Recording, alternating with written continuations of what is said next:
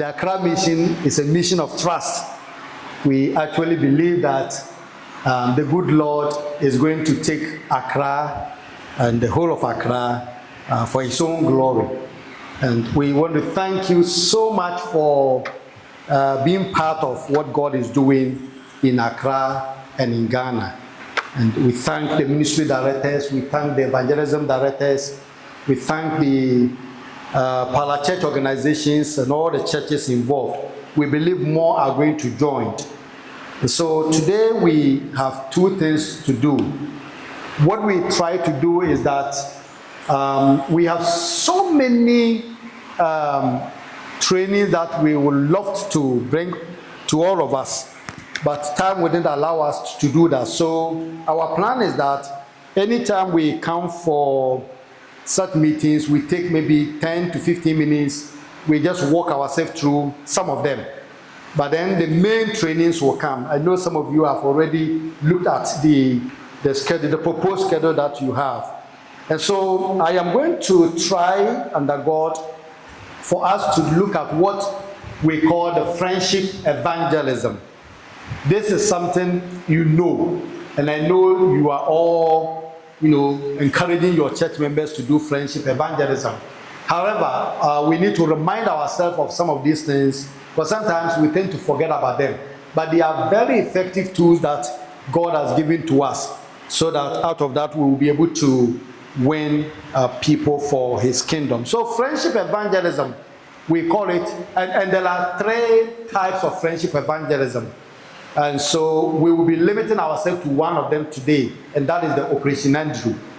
So friendship evangelism is an intentional practice of building and nurturing authentic relationships with individuals over time, with the ultimate goal of sharing your faith in a meaningful and respectful way. So you are building relationship, you are building friendship, but the ultimate goal is that you are looking for an opportunity to share your faith with the person. So that is it. So this approach emphasizes the importance of forming genuine connections based on trust, understanding, and shared experiences.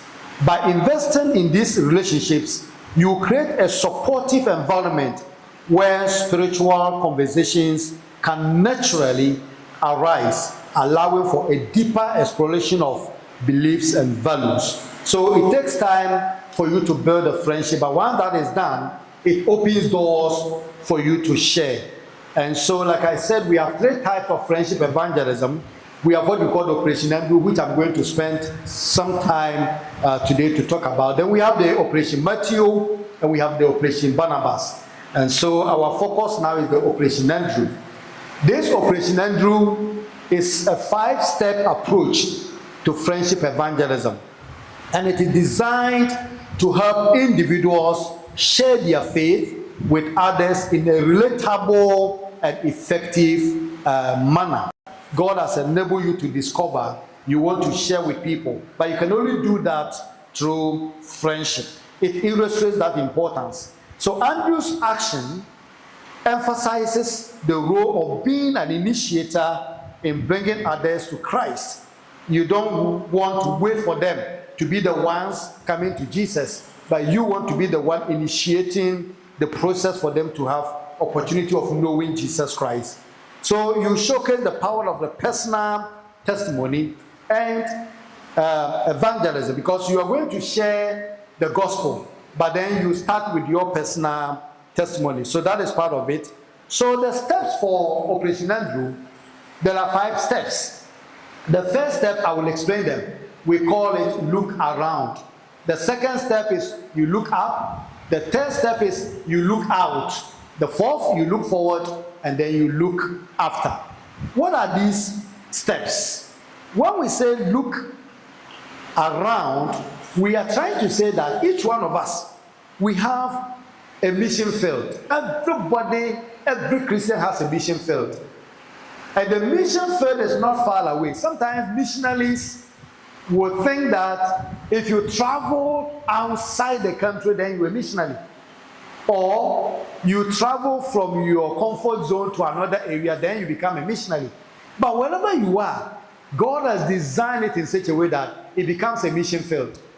That is to say that if you're a teacher, the classroom is your mission field. I am not by this saying that stop teaching and preach, just go and preach to the children. No, but God has a way of using you even in the teaching field to impact life.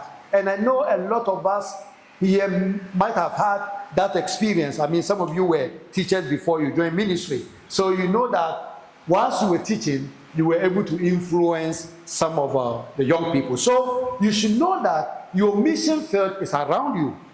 So when we say look around, we are just saying that take your eyes around you, think about the people around you. They could be your family members, they could be your workmates, they could be, people that you meet every day in life, especially if you are somebody who is in the workplace person. In other words, you are a pastor, but at the same time, you do business. You meet people. The people that you are meeting, those are the people that God wants you to reach out to. But how do you reach out to them?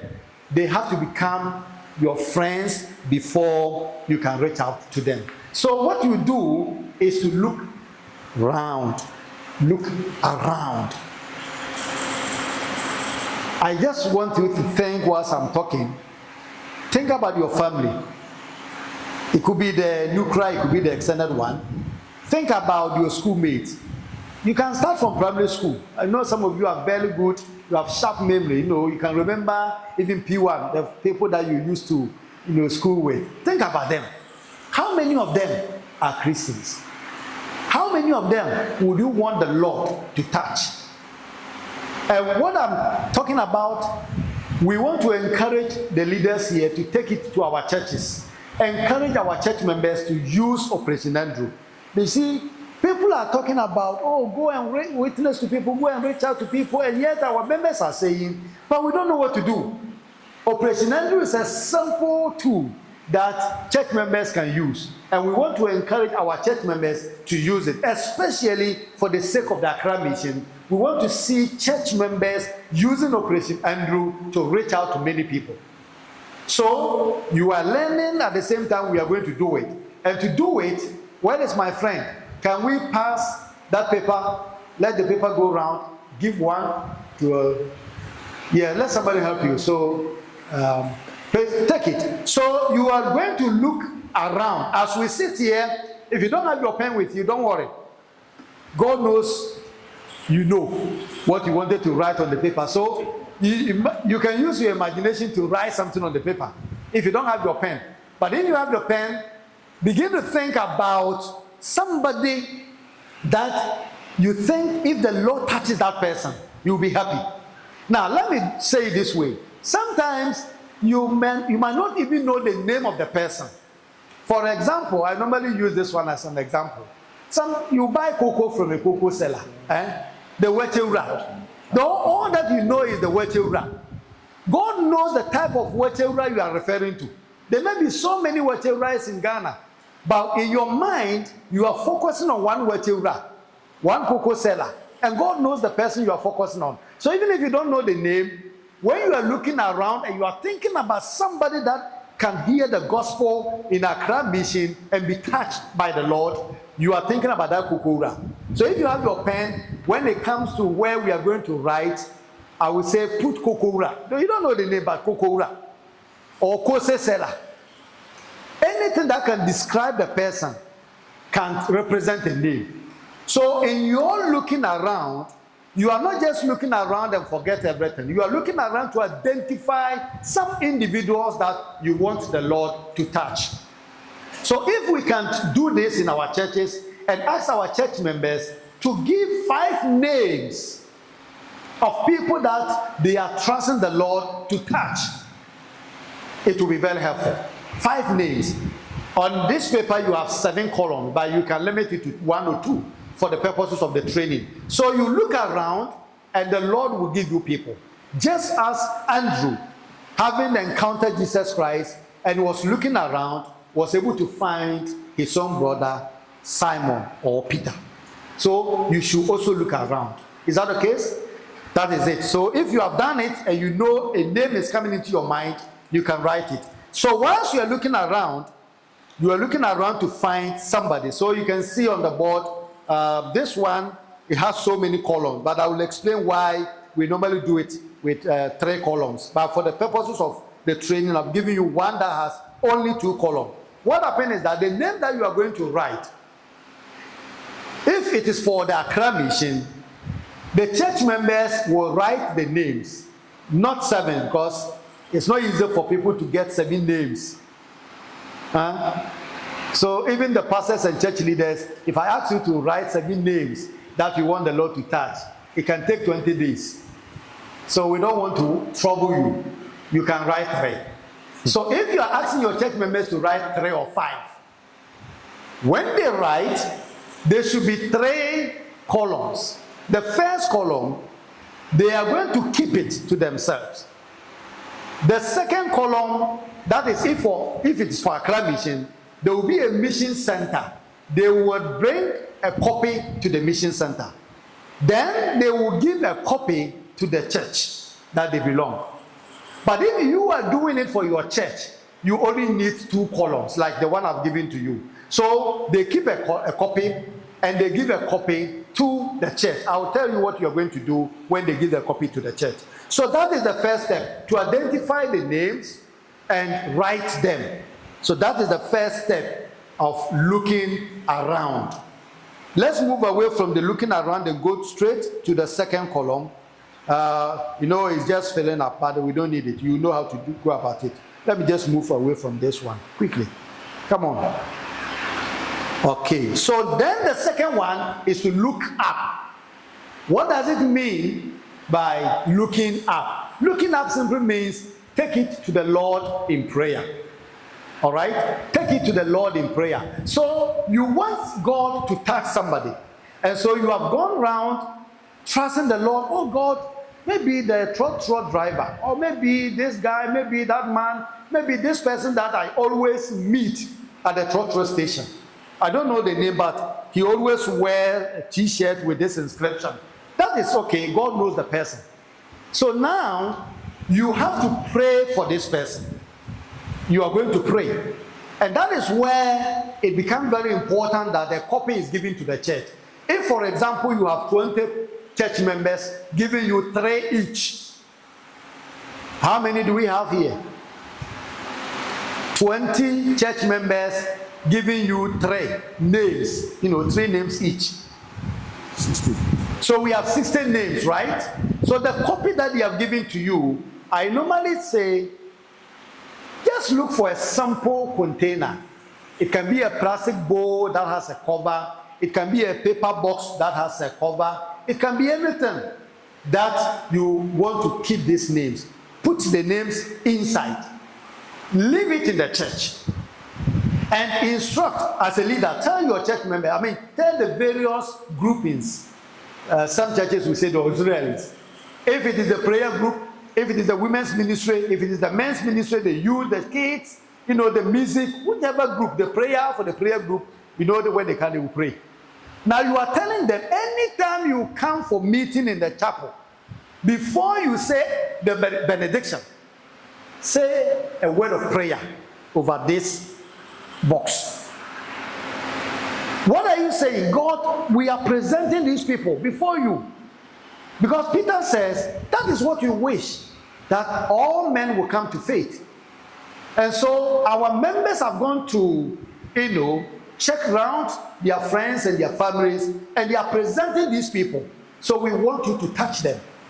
If the women fellowship is praying, the men's ministry, they are praying. Everybody that comes into the church, even if you come there to visit, if you come there to sweep, just make it, maybe this one I would say, let's make it a ritual. Or I've used a word that I will also be crucified. So that it becomes a ritual. This one, I will use that word. That anybody who enters that church, that box over there that you see with the names, pray before you leave. And people are praying. And the person who submitted the name has a copy.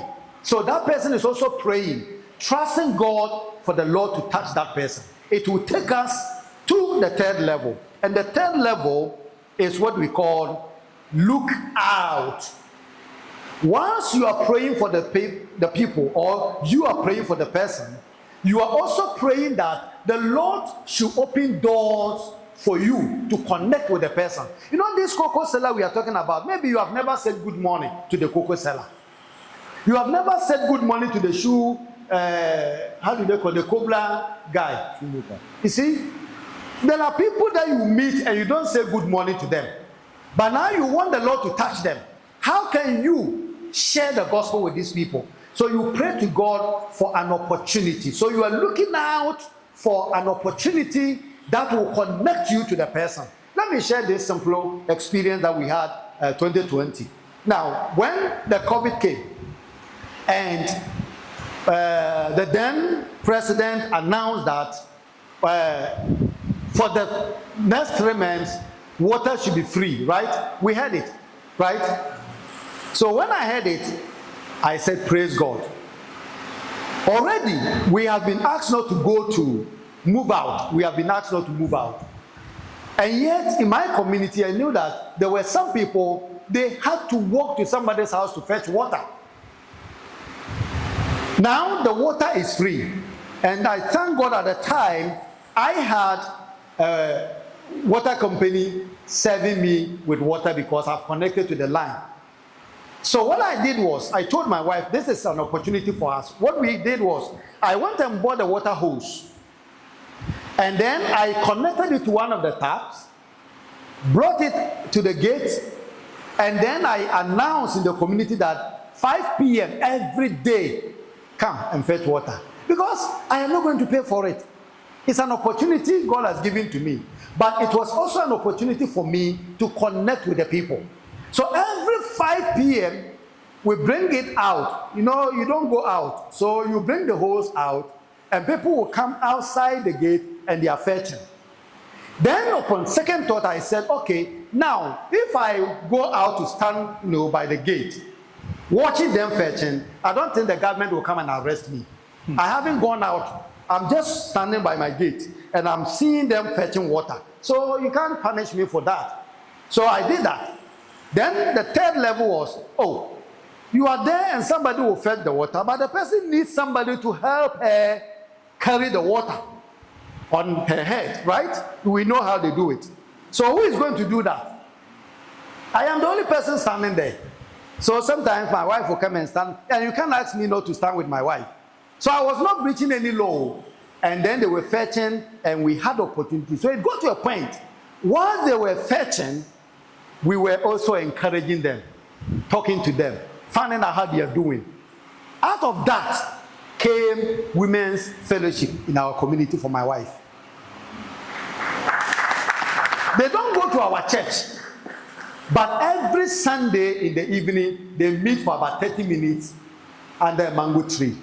They don't even come to our house. Now the COVID is over, but they still don't come to the house. They meet outside, and including a Muslim cocoa seller. She comes. So, once you are praying for the people, you are also trusting God for an opportunity that will connect you. The opportunity could be gospel tract that you will be giving, not today, but one of the days we will provide some tracts for you. Just give to somebody. And it opens door for you to ask a question. Did you read it? Last Christmas, I had this wonderful old soldier in my area. He's a building contractor. And he has been passing there. Occasionally, he will see me weeding outside there, and then he will say, hey, I also greet. But I never asked of his name. So Christmas time, I met him outside, and I said, Charlie, I've never asked your name, but Christmas, I have something for you. So I went and bought champagne, the normal one. Normal one. Huh? Not the wine. Not the soldier one. Because I said it's an old soldier. Don't say it's the soldier one. This one is the pastor one. I bought it. And then I put it in a nice carriage bag, but I added Bible. Put Bible inside. So that Bible, one has gone to a old soldier. So you should know that. It means you should bring more. So I took it to this man. Well, that day he was inside, but I think he was busy, so he sent somebody to come and take it, and the person took it. That was December. February, the man met me and he said, "Oh, also for me, that was your misaka. Ask for the drink. I know it's gone long time, but he can never tell me the Bible is gone. So it means that I cannot ask him how was the drink, but I can say, but the Bible, where are you now in terms of reading? You see, it has opened some door. Now I can ask him about the Bible. So look for opportunity that will make you connect with the person. Connect with the person. And thank God for the Accra mission. It's a nice opportunity that can also open doors for us to connect. So once you are looking around to get the names, you are also thinking about how you'll be praying for them, and your church supporting you to pray. The mission will be praying with us. The prayer coordinator is here. They will be praying with us. But individual Christians should be thinking about, what can I do? If Christmas comes, you can also give alms in the community. It's a way of connecting with people. That will take you to the fourth one. Once you are looking out for an opportunity, when the opportunity comes, you look forward. You look forward means that you have to find a way of inviting this person that God has opened the door for you to connect. Invite the person to an event that will open the door for them to hear the gospel. And when you do the invitation, that is why we are using the word look forward. A lot of us Christians, we are very quick in inviting people to go to church with us. And very quick also to forget that we have invited them. I know of a church in Ghana, and maybe some of you know this church. I wouldn't mention, but if you don't know, then you talk to a friend who knows the church. If they say they are taking you to church, you are in trouble. By the time you wake up, they are already there waiting. If you take your shirt, they will take it and iron it for you. In fact, they will try everything possible to take you to church. Especially the students, they know this church I'm talking about. Sometimes they even come with rice, take away, already made. They are ready to feed you to take you to church. So why is it that for us, when we invite people, sometimes the person you have invited to church goes to the church and then he takes phone to call you and said, "Bro, my boy, now when I should have remembered to tell you, we were a village." What? You have invited somebody and you were not looking forward to receiving the person. That is a bad one. People go to church upon invitation, and when they go there, there's no place for them to sit. So my advice is that tell the church members, if they are inviting people to an event, they should be prepared to be part of the event. And if they are going to be part of the event, in fact, they should rather be there on time and arrange a place for them. What do you think would have happened? You being invited to come and we have no place for you to sit. How would you feel? Very good. Excellent. Wonderful. Oh, thank God. You people will feel wonderful. Next time when you come, I'll ask this church to pack every chair and then put them. That will be a trouble thing for all of us. You want to come and feel comfortable, right? So when you invite people, you invite them to an event, prepare for the arrival. That is what it means to look forward. So that is the fourth step. So the first step is what? Look around. Look around to identify people that you want the Lord to touch. What is the second step? Look up. Look up. You pray. You are praying for them. Your church is praying with you. The mission is also praying with you. And then you look what? Out. Try something that will make you connect with the person. Then we are on the fourth one. You look forward. That is, after you've invited them, you look forward. So it could be an activity that you are doing in your church. A special activity. You know, some of our Muslim women and even men, if you are going to name your child in the church and you invite them, they will come. Do you know that? If you are friends with them and you say, we are going to do naming ceremony, they follow you. One of our church members was taken ill some time ago, and the Lord came to her rescue. And when we went there to pray with her and just encourage her, we saw a lot of Muslim women. In fact, she's a trader, and they do business at Makola together. Kantamanto rider. So they were there. And then I said, oh, send your obedience here. So yes. So they feel comfortable when there is an activity and you invite them because of the activity.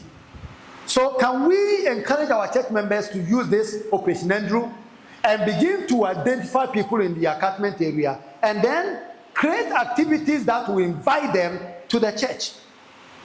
We do a lot of activities, and sometimes we give flyers to our church members asking them to go and invite their friends. They don't bring anybody, I'm telling you. I know. We are just spending the money to print it. If you have printed Operation Andrew card for them, that one, because they were the ones who wrote the names and you were praying with them, maybe they will invite those people. But when you give them the beautiful flyers, I'm telling you, maybe if you with me them. I must be honest. So let's see how the Operation Andrew can help us. Then the last one. And the last one is what we call you look after. Look after. In other words, there is the aspect of follow-up discipleship. So when you have gone through all the 4 steps, and by the grace of God, the person has responded to an invitation, either to an open-air campaign, or to an indoor program, or to any activity that you are inviting them to come, the person who invited the fellow should be prepared to do the aftermath. And this is where we have a big problem. This is where we have a big problem. And I have always been asking questions about what we did with the sports ministry last year and those who were involved. We spent time, we were on the sports, stations, but well, is the Achimota area, the University of Ghana, the Bukom, and then the, what is the other one? This new, Boitema and those places. Some of us living in Castle have to wake up very early in the morning because we are coming to encourage these young people to reach out to the sports people. We did it. A lot of people were reached. Now follow up, discipleship. It's a big thing. And I know you have done the same. You do a lot of activities, right? And people, sometimes even in our church, you have not gone out and yet people come to the church. The best we could do is to bring them forward, pray with them, bless them, and sometimes ask them to wait for a bottle of something. Just to encourage them. But then after that, that is the end. Church members are not ready to do the follow-up. They are not ready to work. So we need to look after. That is the discipleship. And so our prayer is that if we are going to use these steps, at least the 60 people that we are talking about, if I have 20 church members and they are giving me 3 each and I have 60, we are praying for them. Maybe by the end of the year, out of these 60, 5 of them, just take 5, will respond to a call to come to participate in an activity that will be evangelistic. And maybe out of the 5, there's 2. In fact, if it's even 1, what does the Bible say? If it is even 1 that made a commitment, what does the Bible say? Huh? Heaven is going to rejoice.